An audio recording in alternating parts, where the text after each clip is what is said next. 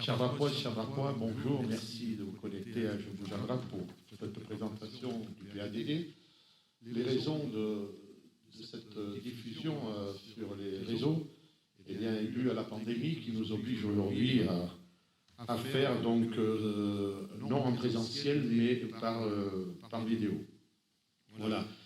Les raisons de cette révision, comme nous l'avions promis, il y a 6 ans de ça, puisque c'est un travail de longue haleine, voilà plus de 6 ans que nous travaillons sur cette révision du PLU.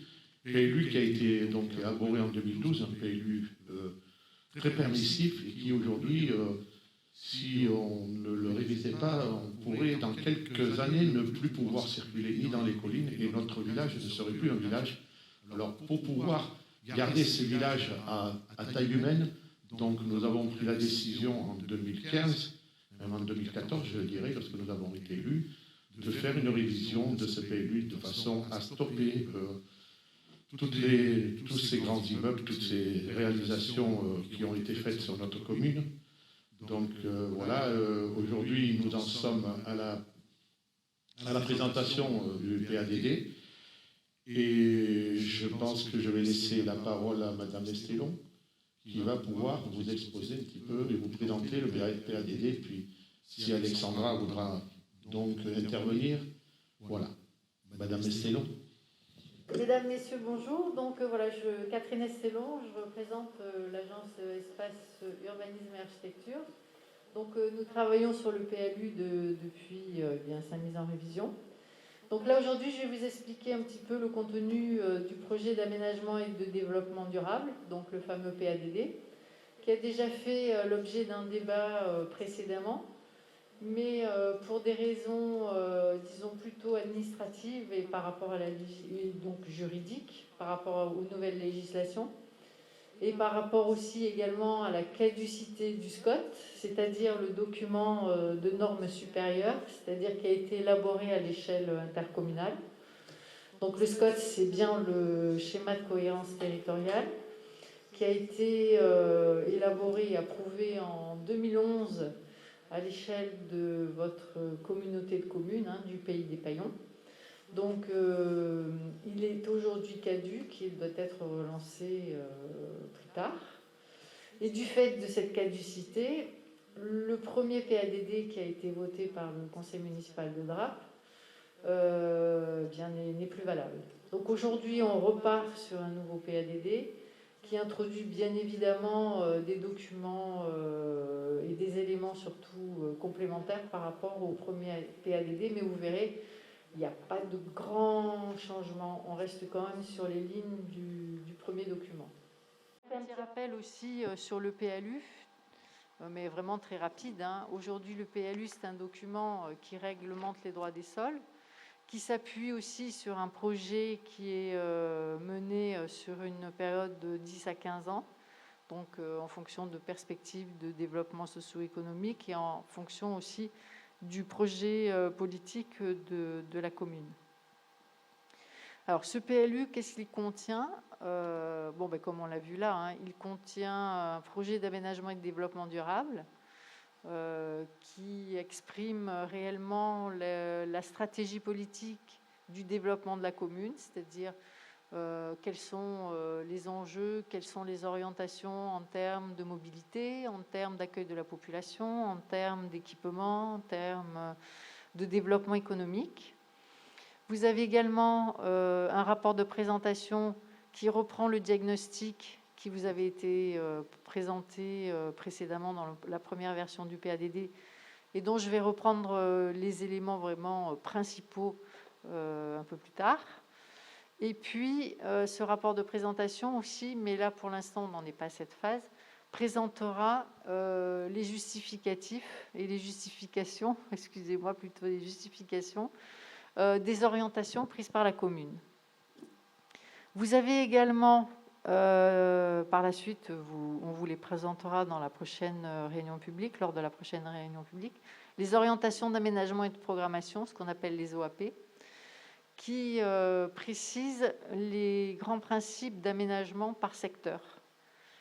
Et c'est vrai qu'aujourd'hui, dans le cadre du PADD, on s'est rendu compte que tout le centre-ville, avec l'axe de déplacement central, et puis les quartiers adjacents, nécessitent un travail un peu plus fin et des traductions réglementaires conséquentes pour essayer d'envisager un aménagement qualitatif déjà, et puis en corrélation avec les besoins de proximité, en corrélation avec les nécessités de circuler bien à pied ou à vélo, et en même temps de faciliter et de pérenniser surtout les activités commerciales et de services existantes qui sont le long de l'axe structurant de DRAP.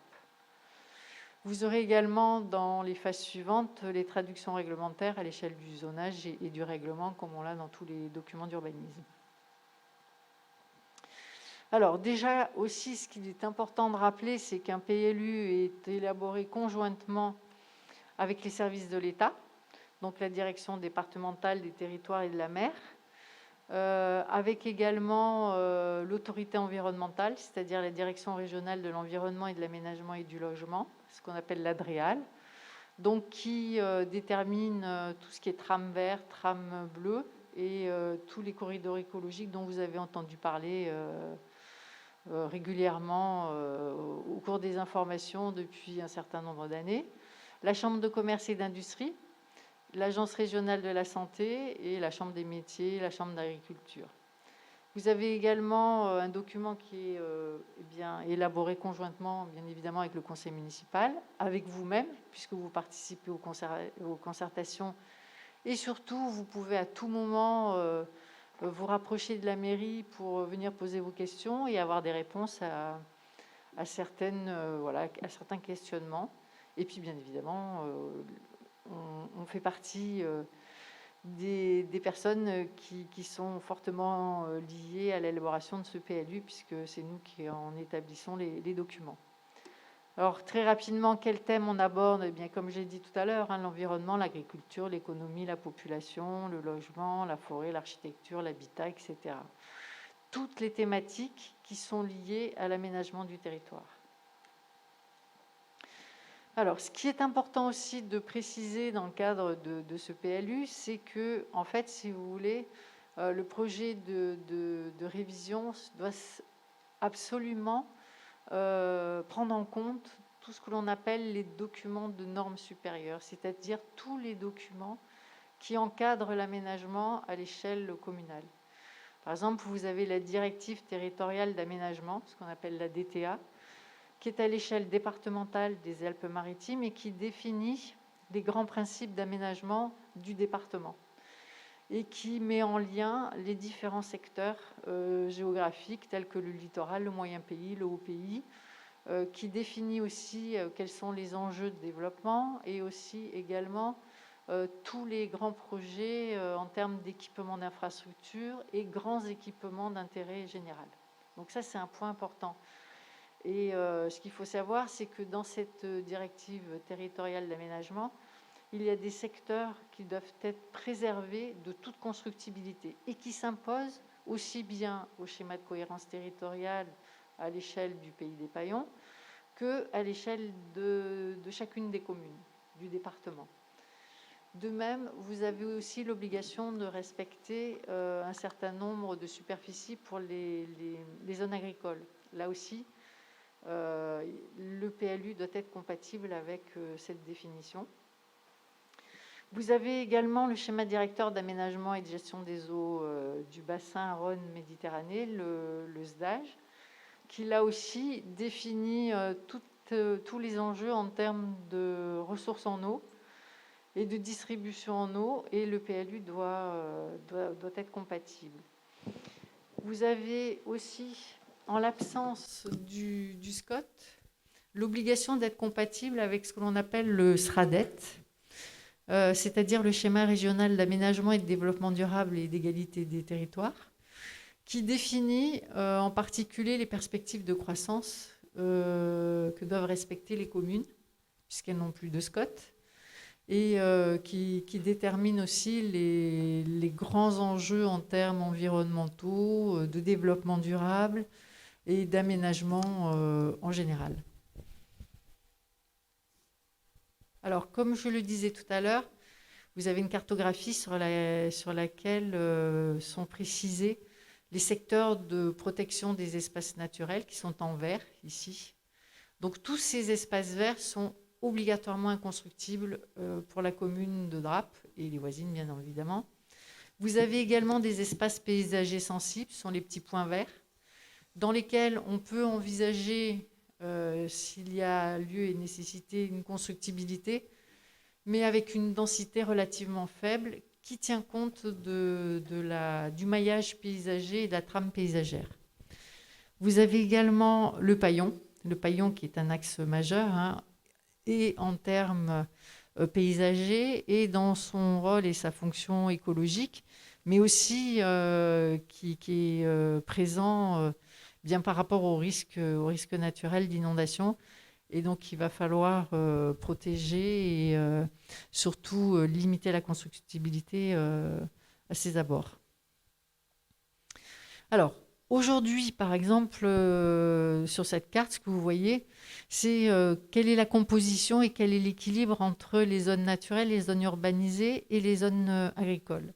Donc, cette carte vous montre ici tout ce qui est en vert. Ce sont les espaces. Donc, c'est un instantané aujourd'hui. Comment s'est réparti le développement de la commune. Donc, tout ce qui est en vert, c'est tout ce qui aujourd'hui est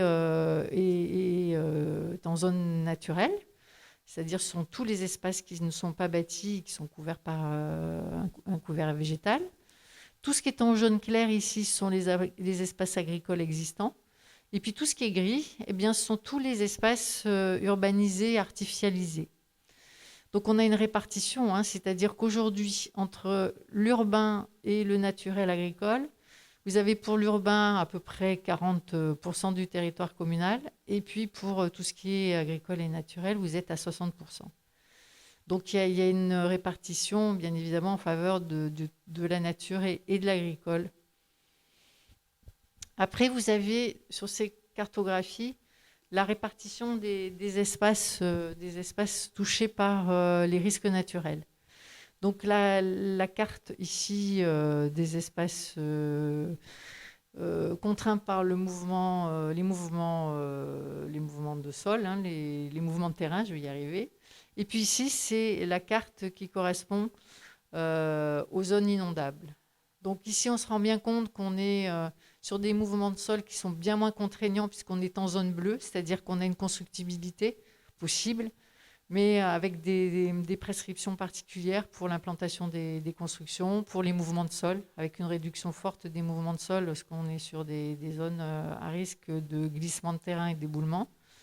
Et puis le long du paillon, eh bien, vous avez une zone rouge qui interdit toute constructibilité. Alors c'est vrai qu'on peut voir qu'ici, on a les zones d'activité qui sont fortement contraintes par ces risques d'inondation. Donc le bilan du diagnostic qui vous avait été présenté, c'est toujours le même, hein. C'est-à-dire qu'aujourd'hui, quand même, avec 60% à peu près d'espaces naturels agricoles, vous avez des réservoirs de biodiversité à protéger, qui sont effectifs. Vous avez également des risques naturels qui contraignent quand même l'occupation des sols et son développement. Vous avez également des espaces agricoles qui sont présents, mais qu'il va falloir soutenir et éventuellement renforcer. Un paysage urbain et naturel identitaire à préserver, donc avec le vieux village, et puis cet axe, ce boulevard urbain qui traverse Draps du sud au nord, qui nécessite une requalification et un travail de couture. Et un développement urbain à maîtriser. Comme disait Monsieur le maire tout à l'heure, c'est vrai que ces dernières années, vous avez connu une forte croissance en logement. Et aujourd'hui, le diagnostic dit qu'il va falloir faire une pause parce que non seulement pour une commune comme Draps, c'est lourd cet accueil de ce nombre de logements, mais c'est surtout les réponses en termes d'équipement. d'équipements publics, c'est-à-dire les équipements scolaires, les écoles, mais les équipements en eau, en assainissement. Et donc, c'est vrai que cet accueil qui provient de ce poste du PLU qui a été approuvé, le dernier PLU approuvé, aujourd'hui, c'est indispensable de faire une pause pour pouvoir compléter et mettre à niveau tous les équipements. De même, les équipements en voirie. Aujourd'hui, on se rend compte qu'il manque des cheminements piétons pour aller d'un quartier à un autre. Il manque aussi des aires de stationnement, parce qu'on le sait tous. Aujourd'hui, on a plus de voitures par logement. Donc voilà, c'est tous ces points qui font qu'aujourd'hui, la commune est obligée de faire une pause et de réfléchir comment organiser et maîtriser ce développement urbain. Alors, une offre en logement à diversifier, eh bien oui, par rapport à la législation et aux obligations de produire du logement pour actifs et du logement SRU, eh bien, il faut continuer. Il faut continuer à se dire, eh bien, à chaque fois qu'on produit une opération de logement, il va falloir envisager comment répondre à la diversification en logement et répondre aussi aux objectifs de la loi SRU. Une économie locale à soutenir et développer. Là aussi, la commune, comme tout le pays des Paillons, est confrontée à d'importants mouvements pendulaires entre le pays des Paillons et le littoral et les bassins d'emploi qui se sont développés.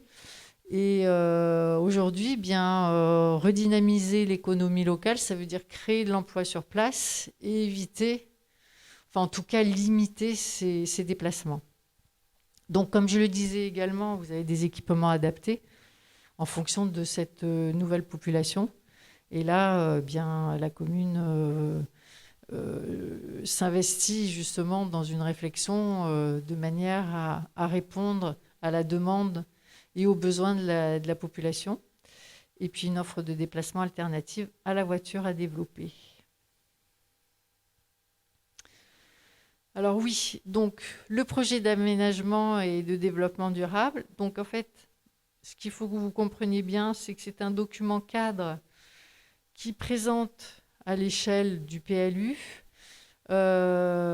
différentes orientations d'aménagement. Bon, ce sont des grands principes, mais quand même qui doivent trouver leur traduction dans le PLU, que ce soit à l'échelle du zonage, dans le règlement, et par le biais des orientations d'aménagement et de programmation.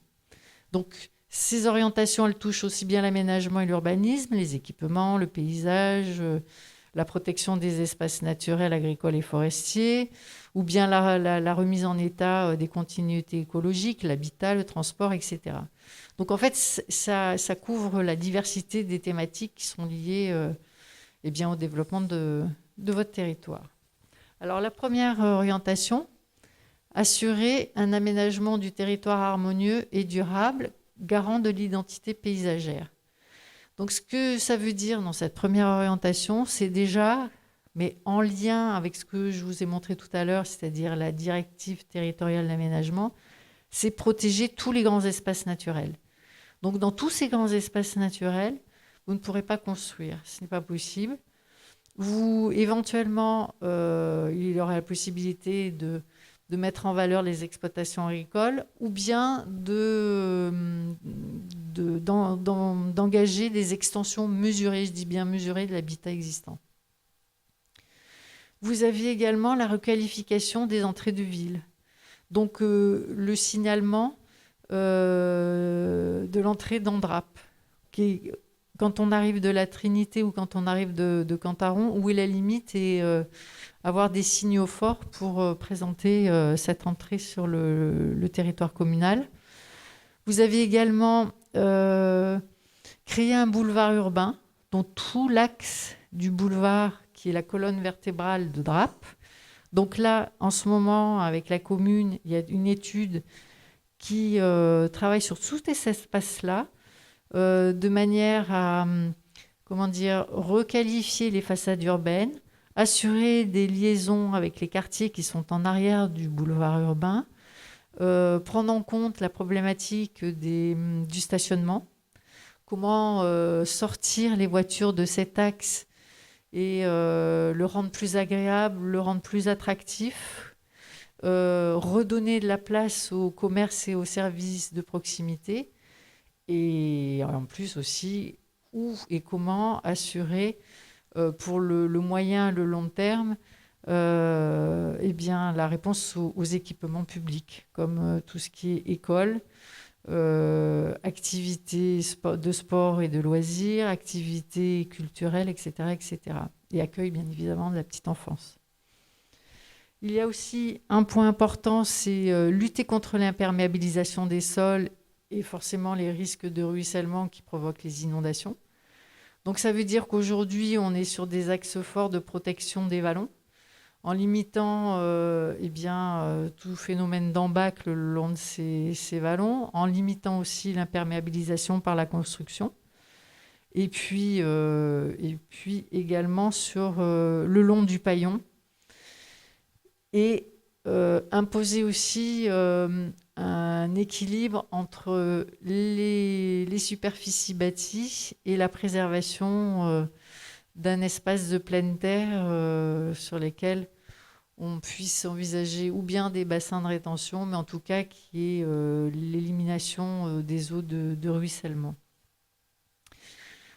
Un point important aussi dans cette orientation numéro 1, c'est la valorisation des espaces de production agricole. Alors vous en avez un certain nombre. La commune en a rajouté, notamment auprès du centre, avec la valorisation des oliveraies, qui représentent un potentiel de production, mais également qui répondent à une forte sensibilité paysagère. Donc ça a été rajouté. Vous avez également la protection des biens et des personnes au regard des risques, avec une urbanisation équilibrée qui permette de tenir compte de ces risques. Et puis aussi veiller à une gestion économe des ressources naturelles, notamment les ressources en eau. Une deuxième orientation, protéger le patrimoine naturel, agricole et forestier local et préserver les continuités écologiques. Donc, en corrélation avec ce que j'ai dit tout à l'heure, c'est-à-dire qu'aujourd'hui, dans le processus de développement de votre commune, vous avez l'identification d'une trame verte et d'une trame bleue qui doit être préservée et qui vraiment structure et façonne l'organisation du développement urbain sur les coteaux de votre territoire. C'est-à-dire que vraiment, c'est le maillage de ces espaces qui restera inconstructible. Vous avez également l'identification des réservoirs de biodiversité. Et ces réservoirs de biodiversité correspondent globalement tous aux grands espaces naturels. Mais vous avez également dans les secteurs d'habitat existants sur les collines des espèces de restanques d'oliveraies qui forment des pas d'âne, des pas japonais, comme des pas japonais, et qui permettent les liaisons, par exemple ici, les liaisons entre les corridors qui sont marqués, qui marquent les vallons. Et donc c'est ce qu'on appelle les fameux couloirs, corridors écologiques. Assurer la préservation de la biodiversité par la mise en place d'une trame bleue. Donc là, ce sont le long des vallons et le long du paillon. Donc il y a une double fonction végétale et fonction d'écoulement des eaux. Et puis assurer la gestion dynamique pour le maintien des espaces riches en biodiversité, des ressources naturelles. Donc ça, voilà, c'est une orientation assez vaste, où on peut dire on met tout, mais globalement, ce sont les grands principes d'équilibre entre les grandes masses d'espaces verts et d'espaces agricoles, et cette trame verte à l'intérieur des espaces urbanisés. La troisième orientation, maîtriser le développement urbain, assurer une offre en logement diversifié, favorisant une mixité sociale, proposer un habitat et un territoire accessible à chacun. Donc, comme je le disais tout à l'heure, aujourd'hui, la municipalité a choisi d'engager une véritable réflexion urbaine sur les secteurs à enjeux situés en centre-ville. Donc pour recréer une véritable dynamique urbaine, comme je le disais, requalifier ce boulevard urbain, lui redonner une vie avec des façades attractives d'un point de vue activité, commerce de proximité, requalification aussi architecturale, mettre en lien par des cheminements piétons, essayer de concilier cheminement piéton, trottoir et stationnement le long du boulevard. Enfin voilà, c'est tout un travail de requalification, mais qui vous sera présenté dans la phase suivante du PLU. Également diversifier l'offre en logement et favoriser la mixité sociale et spatiale. Donc aujourd'hui, la commune a quand même un certain nombre de logements sociaux sur son territoire. L'objectif est de continuer à en produire, puisqu'il y a le rattrapage des 25% qui sont imposés par la loi SRU. Même si la commune en a beaucoup, c'est chaque année et chaque fois que on crée une résidence principale, elle induit 25% de logements sociaux.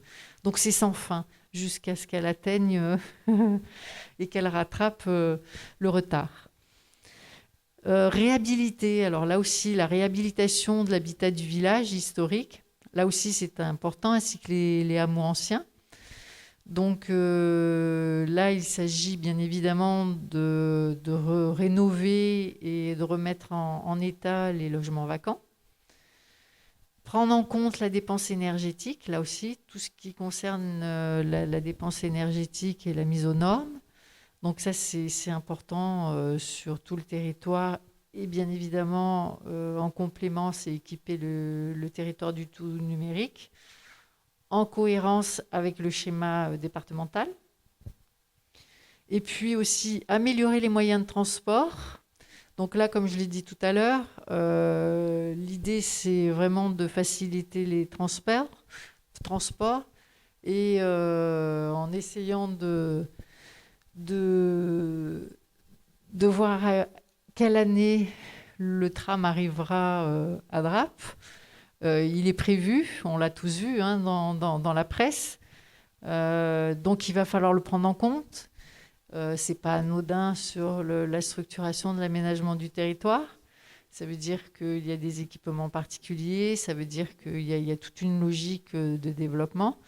Donc là aussi, ça fera partie du PLU. Peut-être qu'aujourd'hui, on ne l'inscrira pas forcément précisément dans le PLU, mais en tout cas, il sera pris en compte dans l'orientation d'aménagement et de programmation, même si ce n'est pas encore clairement défini.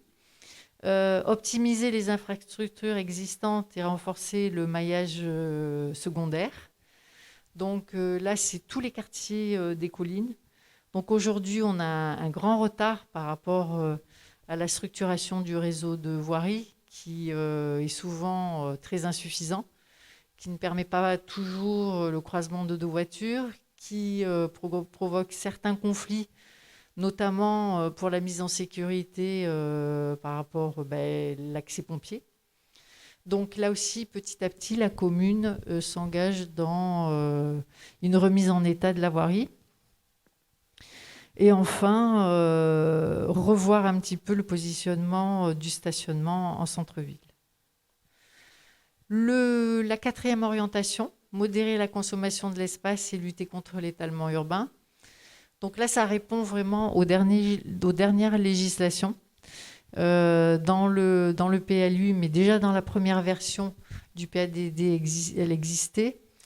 C'est vraiment de limiter très fortement la consommation des espaces. Donc les perspectives d'évolution à l'horizon 2035, on s'appuie sur une croissance de plus 0,6% par an. Donc ce qui générera à l'horizon 2035, c'est la création de 29 nouveaux, l'accueil de 29 nouveaux habitants par an et la création en correspondance de 15 nouveaux logements par an. Donc voilà, ça, ce sont les chiffres qu'il faut retenir. Donc cette croissance de 0,6 prend en compte le schéma directeur régional de développement durable dont je vous ai parlé tout à l'heure. Et donc, à travers ces perspectives, les objectifs, c'est vraiment maîtriser, comme je disais, et faire une pause dans le développement du logement sur DRAP, de manière à répondre aux besoins de la population, que ce soit en termes d'équipement de superstructures, les écoles, tout ce qui est scolaire, sportif, culturel, animation. Et puis aussi privilégier le renouvellement de tout ce qui est activité économique de proximité.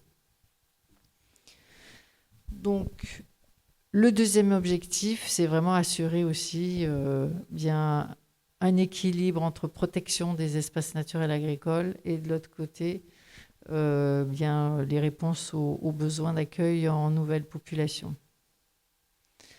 Le dernier point, donc la 5e orientation, pérenniser le dynamisme et l'attractivité de la commune. Donc comme je l'ai dit tout à l'heure, et qui est en lien avec la restructuration du centre-ville, puisque malheureusement aujourd'hui dans les zones d'activité économique, on est un peu coincé par rapport aux risques naturels, puisqu'on est en zone rouge pour la plupart, à part quelques petites poches. Mais aujourd'hui, c'est vraiment assurer le maintien et le développement des équipements publics. Également, développer des lieux de convivialité, de rencontre autour de ces équipements en centre urbain. Recréer les façades commerciales et de services, toujours dans ce centre-ville. Et puis, même si on ne peut pas vraiment les développer, en tout cas, assurer la requalification et la revalorisation de ces secteurs d'activité économique. Alors donc, pour en venir aux étapes de notre PLU, donc aujourd'hui, le diagnostic est terminé, donc il sera forcément remis à jour. Le PADD, il va être débattu par le conseil municipal d'ici le mois de mai. Et après, on attaquera les phases suivantes, c'est-à-dire le zonage et le règlement qui sont largement bien avancés, sur lesquels on travaille depuis un certain temps. Donc avec aussi l'orientation et d'aménagement, d'orientation d'aménagement et de programmation. Donc ça, je pense que ce sera finalisé cet été. Et l'arrêt du PLU, on l'aura en automne. L'enquête publique, on l'aura début d'année 2022. Et une approbation, on l'aura avant l'été, on l'aura globalement au printemps-été 2022. Donc, pour que vous ayez une petite idée de comment on va travailler ensemble, on aura une réunion publique au moment où on aura bien avancé le zonage, le règlement, l'orientation d'aménagement et avant l'arrêt du PLU. J'espère que d'ici là, on pourra tous se rencontrer dans cette salle, en présentiel, sans masque, et que l'on pourra échanger avec vous sur les questionnements que vous avez sur les documents que l'on vous présentera. Donc voilà, j'en ai fini. Je vous remercie pour nous avoir écoutés. Et puis, prenez soin de vous. Merci. Merci Catherine pour cette présentation très synthétique mais claire, de manière à ce que les gens puissent comprendre un petit peu tous ces termes assez techniques et puis surtout comprendre la complexité qu'il y a derrière ces documents d'urbanisme qui réglementent tout le fonctionnement des communes. C'est pas qu'à DRAP que ça s'applique. Et, il faut savoir que, comme l'a dit Monsieur le maire en introduction, c'est un document qu'on a décidé de revoir dans les premières semaines du mandat dès 2014, qu'il a fallu passer par beaucoup d'étapes, notamment par rapport au fait qu'il était très jeune, ce document, et du coup on ne pouvait pas, le réviser si simplement. On avait fait tout ce premier travail jusqu'en 2018 de PADD, il a fallu, on l'avait approuvé ensemble au mois d'août 2018, il a fallu l'annuler, enfin le revoir du moins et le compléter suite à cette suspension du schéma intercommunal de la communauté de communes du Pays des Paillons, notamment en termes du logement social, puisque les communes de la vallée des Paillons ne respectaient pas les attentes en termes de logement social. C'est ce qui a été l'une des grosses décisions de la préfecture de suspendre ce document d'urbanisme. Et pour nous, ça n'a pas été forcément non plus une bonne nouvelle, puisqu'il a fallu reprendre un petit peu tout ce travail à zéro. Et ça a un impact pour les Drapois, puisque ça décale d'autant la finalité et l'approbation définitive du PLU. D'où le fait que nous ayons décalé ces délais dans le temps et que nous arrivons à plus d'un an, on va dire, de retard sur les objectifs qui étaient fixés lors de la première réunion publique que nous avions eu ensemble à l'automne 2018.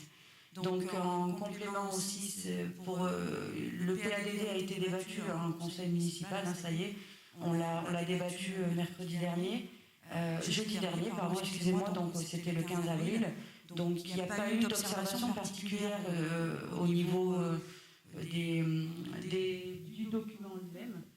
Petit point de détail, ce qu'il faut préciser, c'est que c'est un document qui concerne vraiment les généralités de la commune. On n'est pas sur du cas par cas.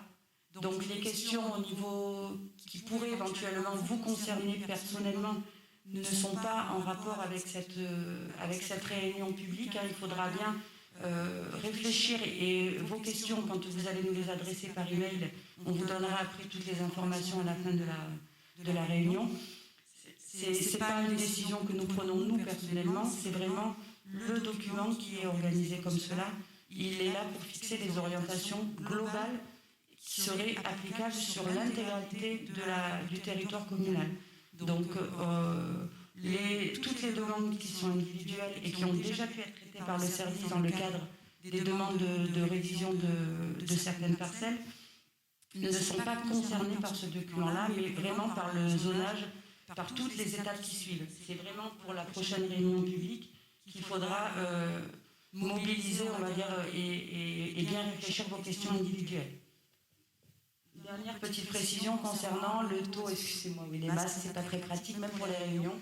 Voilà. Au niveau du taux d'évolution de perspective, donc que la commune a réussi à fixer à 0,6% d'évolution annuelle, il est important de dire aussi qu'il y avait eu plusieurs débats au niveau de la communauté de communes du Pays des Paillons lors de l'élaboration, de la révision du SPOT, puisque c'est un travail qui a été mené pendant plusieurs années au niveau de l'intercommunalité, que le taux était fixé à 1%.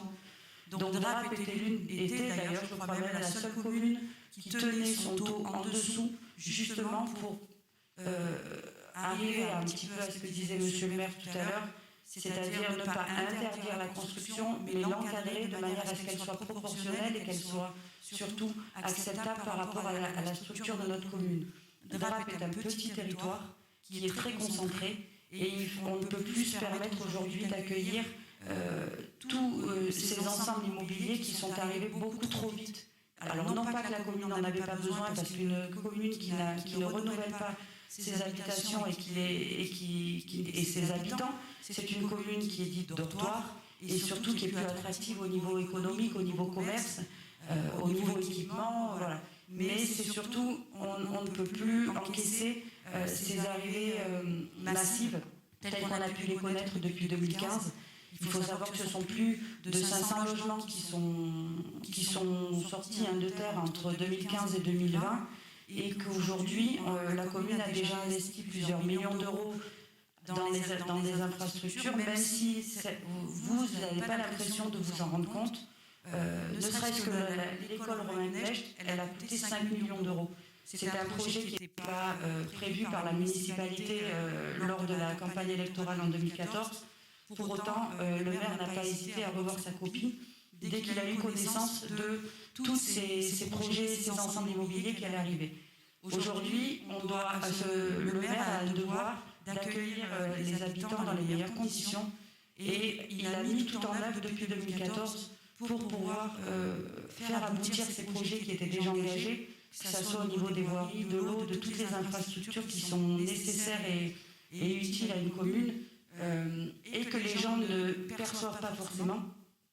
C'est tout ce travail de l'ombre en fait, qui est très très important.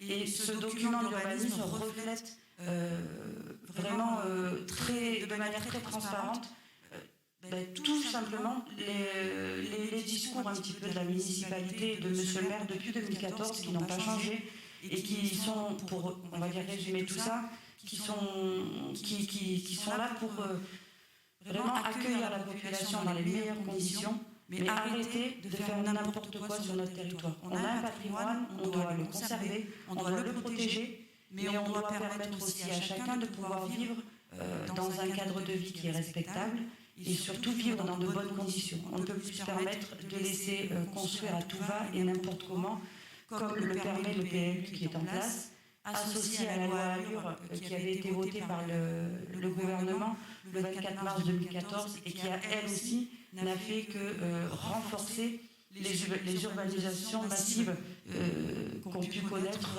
toutes les communes de la vallée du Paillon. Merci Alex pour toutes ces précisions. Merci Madame Estelon de cet exposé, de cette présentation de PADD. Voilà, chers d'emploi et chers d'emploi, cette présentation de PADD, comme l'a rappelé Madame Russo, c'est une présentation de PADD, ce n'est pas pour régler les problèmes personnels, ça se fera dans une autre étape. En tout cas, la municipalité de Drapt, en tout cas, veut absolument faire une pause dans cette urbanisation et de façon à garder un village à taille humaine. Voilà, merci de votre attention et on donne rendez-vous pour le zonage et le règlement bientôt. Voilà, merci bien.